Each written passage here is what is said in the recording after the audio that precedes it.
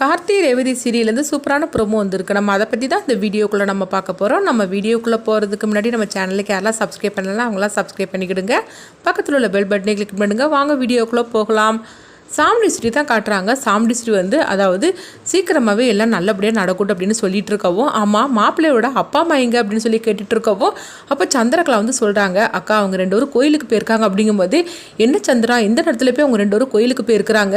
என்ன இருந்தாலும் சரி தான் தன்னுடைய பையன் பொண்ணுகளத்தில் தாலி கட்டுறத அவங்க பார்க்கணுன்னு சொல்லி ஆசைப்பட மாட்டாங்களா அப்படின்னு சொல்லவும், அப்போ சந்திரகலா சொல்கிறாங்க, அக்கா அதெல்லாம் அவங்க சொல்லிட்டு போயிட்டாங்க, அவங்க சாமி கும்பிடுறதுக்காக போயிருக்கிறாங்களா, அதனால இந்த கல்யாணம் நடந்தாலும் ஒன்றும் பிரச்சனை கிடையாது, நாங்கள் ஆசீர்வாதம் பண்ணிக்கிட்டு தான் அப்படின்னு அவங்க என்கிட்ட சொல்லிட்டாங்கக்கா, அதனால ஆக வேண்டிய வேலையை நம்ம பார்க்கலாம் அப்படின்னு சொல்லவோ, உடனே சாமுண்டி ஸ்ரீ அப்படின்னு சொல்லி கேட்டுட்டு இருக்கிறாங்க. இது கிட்டதுமே ரேவதி அதிர்ச்சி அடைகிறாங்க. ஐயோ எப்படியாவது இந்த கல்யாணத்தை கொஞ்ச நேரம் டைம் இழுக்கலாம்னு சொல்லி நினச்சோம்னா இங்கே என்னன்னா இந்த மாதிரி நடந்துட்டு இருக்குது அப்படின்னு சொல்லவோ, அடுத்தது பார்த்தோம்னா தாலியை எடுத்து கொண்டுட்டு நீங்கள் எல்லாத்தையும் ஆசீர்வாதம் வாங்கிட்டு வாங்க அப்படின்னு ஐயர் சொல்லவோ, அப்போ சந்திரகலா சொல்கிறாங்க, அதுதான் நாங்கள் எல்லாரும் ஆசீர்வாதம் பண்ணியாச்சுதுல, தாலியை கட்ட சொல்லுங்க அப்படிங்கவும், உடனே ரேவதி சொல்கிறாங்க, என்ன சித்தி இப்படி சொல்லிட்டு இருக்கிறீங்க, எல்லாருக்கிட்டையும் நம்ம ஆசீர்வாதம் வாங்க வேண்டாமா அப்படிங்கவும், அதெல்லாம் ஒன்றும் பரவாயில்ல, அதான் நம்ம ஆசீர்வாதம் பண்ணியாச்சுதுல அது போர் அப்படிங்கும்போது இப்போ என்ன சித்தி அவ்வளோ அவசரம் அப்படின்னு சொல்லிட்டு ரேவதி தாலி எடுத்து கொண்டுட்டு போய் எல்லாத்துக்கிட்டையும் அவங்க ஆசீர்வாதம் வாங்கிட்டு இருக்காங்க. அப்போ சந்திரகலா சொல்கிறாங்க, என்ன ரேவதி இவ்வளோ நேரம் தான் நீ ஆசீர்வாதம் வாங்கிட்டு இருப்ப, அதுதான் முன்னாடி எல்லாத்தையும் வாங்கியாச்சுலாம் போர் அப்படிங்கும்போது என்ன சித்தி இப்படி அவசரப்பட்டு இருக்கிறீங்க, எல்லாரும் ஆசீர்வாதம் பண்ணட்டும், அப்போ தான் நம்ம துர்காவுக்கு எல்லாம் நல்லபடியாக நடக்கும் அப்படின்னு சொல்லிக்கிட்டு, ஐயோ இப்போ என்னது நானும் எவ்வளோ நேரம் தான் சமாளிக்கிறதுன்னு தெரியலையே, அவர் எங்கே இருக்காரு வந்துட்டு இருக்காருன்னு சொன்னார், இன்னும் ஆளை காணல அப்படின்னு ரேவதி சொல்லிட்டு இருக்கவும், அப்போ சாமுண்டி ஸ்ரீ அவங்க பார்க்குறாங்க, என்ன இருந்தாலும் சரி தான் மாப்பிள்ளையோட அப்பா அம்மா இல்லாமல் இந்த கல்யாணம் நடக்கிறது என்னமோ மாதிரி தான் இருக்குது, என்ன சந்திரா அவங்க ஒரு ஃபோனை பண்ணி வர சொல்லக்கூடாது அப்படிங்கும்போது, அக்கா என்கிட்ட ஏற்கனவே சொல்லிட்டு போயிட்டாங்க, ஒன்றும் பிரச்சனை இல்லைக்கா அப்படின்னு சொல்லவும், அடுத்து பார்த்தோம்னா ரேவதி எல்லாத்துக்கிட்டும் மெதுவாக இருந்தால் அவங்க ஆசீர்வாதம் வாங்கிட்டு இருக்கிறாங்க தாலிக்கில். அப்போ ஆசீர்வாதம் வாங்கி முடிச்சிருந்தாங்க. ஐயோ இன்னும் அவரை காணலையே என்ன பண்ணுறதுக்கு தெரியலன்னு சொல்லிட்டு ரொம்பவே பதட்டமாக இருக்கிறாங்க. அப்போ தாலியை கொண்டு கொடுக்கவும், அடுத்தது என்ன ஐயரே அதுதான் ஆசீர்வாதம்லாம் பண்ணியாச்சதுலாம் மாப்பிள்ளையோட தாலி எடுத்து கொடுங்க அப்படின்னு சொல்லவும், உடனே ஐயரும் செல்வத்துக்கிட்ட தாலி எடுத்து கொண்டு கொடுக்குறாங்க. உடனே பொண்ணு கழுத்தில் கெட்டுறதுக்காக போகும்போது துர்கா நினைக்கிறாங்க, இதுக்கு முன்னாடி நம்ம உயிரோட இருக்கக்கூடாது, நம்ம அந்த மருந்தை குடிச்சிட வேண்டியது அப்படின்னு சொல்லிக்கிட்டு குடிக்கிறதுக்காக போகிறாங்க. அப்போ பார்த்தோம்னா கரெக்டாக ரேவதி அவங்க வசந்தா எல்லாரும் தடுத்து நிறுத்துறாங்க. அவங்கள பார்த்ததுமே எல்லாருமே அதிர்ச்சடைகிறாங்க.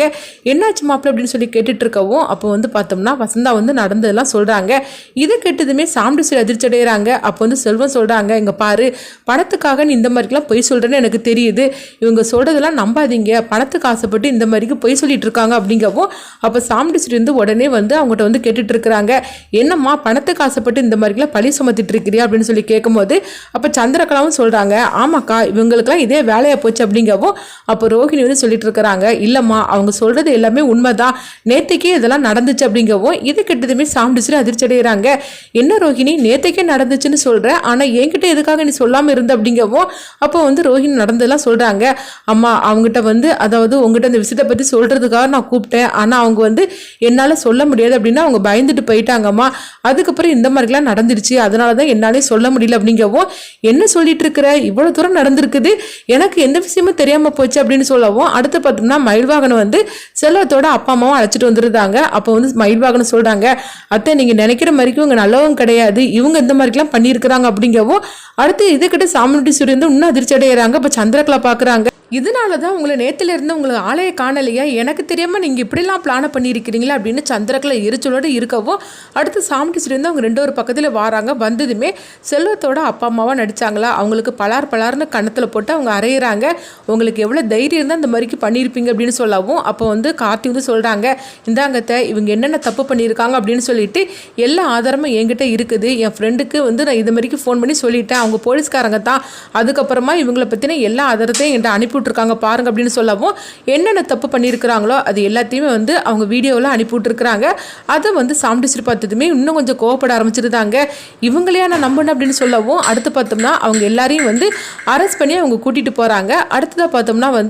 அவங்க சாமுண்டி ஸ்ரீ சொல்கிறாங்க, எப்படியோ என் பொண்ணு கழுத்தில் தாலி கட்டுறதுக்கு முன்னாடி இந்த எல்லா விஷயம் தெரிஞ்சது ரொம்ப நல்லதாக போச்சுது, துர்கா நீ ஒன்றும் கவலைப்படாத, உனக்கு வேற ஒரு நல்ல மாப்பிளையை பார்த்து நான் உனக்கு கல்யாணம் பண்ணி வைக்கிறேன் அப்படின்னு சொல்லிட்டு இருக்கவும், கரெக்டாக அங்கே நவீன் வந்துருந்தாங்க. நவீனை பார்த்ததுமே உடனே சாமுண்டீஸ்வரி கேட்குறாங்க, நீ எதுக்காக இங்கே வந்து அப்படின்னு சொல்லி கேட்கவும் அப்போ வந்து நவீன் சொல்கிறாங்க, இங்கே பாருங்க என்னை பற்றி நீங்கள் தப்பாக நினச்சிக்கிடாதீங்க அப்படிங்கும்போது இங்கே பாருங்க நீ எப்படி வெளியே வந்தேன்னு ஃபஸ்ட்டு அதை சொல்லு அப்படிங்கவும் இப்போ கார்த்தி வந்து சொல்கிறாங்க, அத்தை நான் தான் அவனை வந்து ஜாமீனில் வெளியே அழைச்சிட்டு வந்தேன் அப்படிங்கும்போது எதுக்காக மாப்பிள்ளை நீங்கள் ஜாமீனில் அவனை போய் வெளியே அழைச்சிட்டு வந்தீங்க அப்படின்னு சொல்லவும் உடனே வந்து அவங்க துர்கா வந்து சொல்கிறாங்க, அம்மா நீங்கள் அப்படிலாம் வந்து நவீனை பற்றி தப்பாக நினைக்காதீங்கம்மா அப்படிங்கவும் எங்கள் பாரு துர்கா உனக்கு அவனை பற்றி தெரியாது அப்படிங்கும்போது இப்போ கார்த்தி சொல்கிறாங்க, ஆமாத்த நீங்கள் நினைக்கிற மாதிரிக்கு நவீன் கெட்டவன் கிடையாது, துர்காவை லவ் பண்ணினது தவிர அவன் எந்த தப்புமே பண்ணலாம், ரொம்ப நல்லவன், அது மட்டும் இல்லாமல் ரொம்ப வசதியானவன், அவன் குடும்பம் நல்ல குடும்பம், அவனும் நல்லவன் தான், அதனால் சொல்கிறது கேளுங்க, அவங்க 2 பேரையும் சேர்த்து வச்சிருங்க அப்படின்னு சொல்லவும் இது கேட்டதுமே சாமுண்டீஸ்வரி சொல்கிறாங்க, எக்காரணத்துக்கு கொண்டு அது மட்டும் அது நடக்கவே நடக்காது அப்படிங்கவும் அப்போ ஒரு கட்டத்தில் துர்கா வந்து சொல்கிறாங்க, அம்மா என்னம்மா பேசிகிட்டு இருக்கிற, அவர் எனக்கு கல்யாணம் பண்ணி வைக்கிறதுல உனக்கு என்னம்மா பிரச்சனை அப்படிங்கும்போது என்ன துர்கான்னு இந்த மாதிரிலாம் பேசிகிட்டு இருக்கிற அப்படின்னு சொல்லவும் ஆமாம்மா அவர் வந்து நான் கல்யாணம் பண்ணிக்கணும்னு ஆசைப்படுறேன் அப்படிங்கும்போது என்ன துர்கா கல்யாணம் ஆகிறதுக்கு முன்னாடி இந்த அளவுக்கு பேசிகிட்டு இருக்கிறியா, இங்கே பாரு நவீன் ஒழுங்கு மரியாதை இந்த மண்டபத்துட்டு போயிரு அப்படிங்கும்போது அவர் போக மாட்டாருமா அப்படிங்கிறாங்க,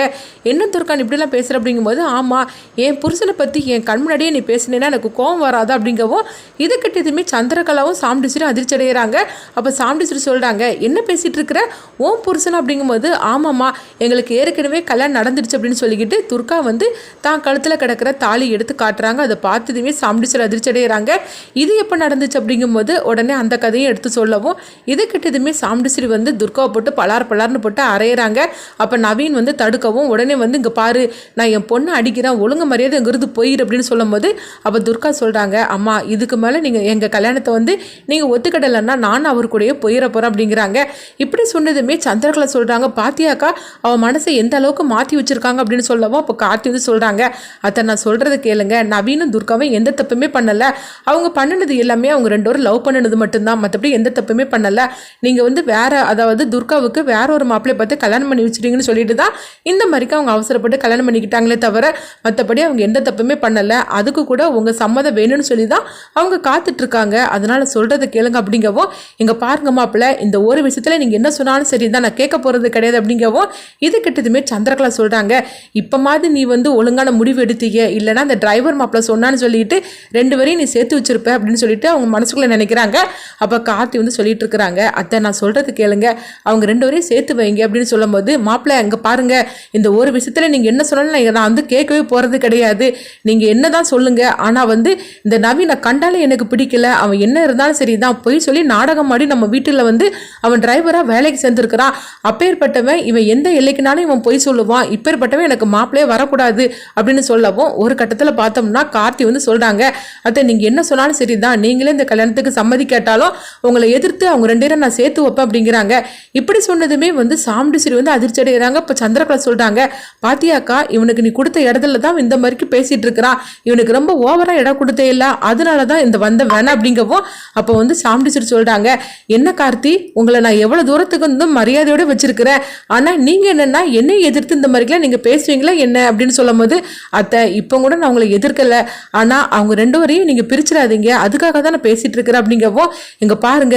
அதாவது உங்கள் மேலே எனக்கு மதிப்பு மரியாதையும் இருக்குது, அதை இவனுக்காக நீங்கள் கெடுத்துக்கிடாதீங்க அப்படின்னு சொல்லவும் அது மட்டும் இல்லாமல் என்னுடைய இன்னொரு குணம் உங்களுக்கு நல்லாவே தெரியும், அதை உங்கள்கிட்ட வந்து நான் காட்டக்கூடாதுன்னு நினச்சிட்டு இருக்கிறேன், அதனால நீங்கள் இதுல இருந்து பேசாமல் அமைதியாக இருங்க அப்படிங்கிறாங்க. அடுத்ததான் சாமுண்டீஸ்வரியை சம்மதிக்க வைக்க கார்த்தி என்ன பண்ண போகிறாங்கன்னு சொல்லி பார்க்கலாம்.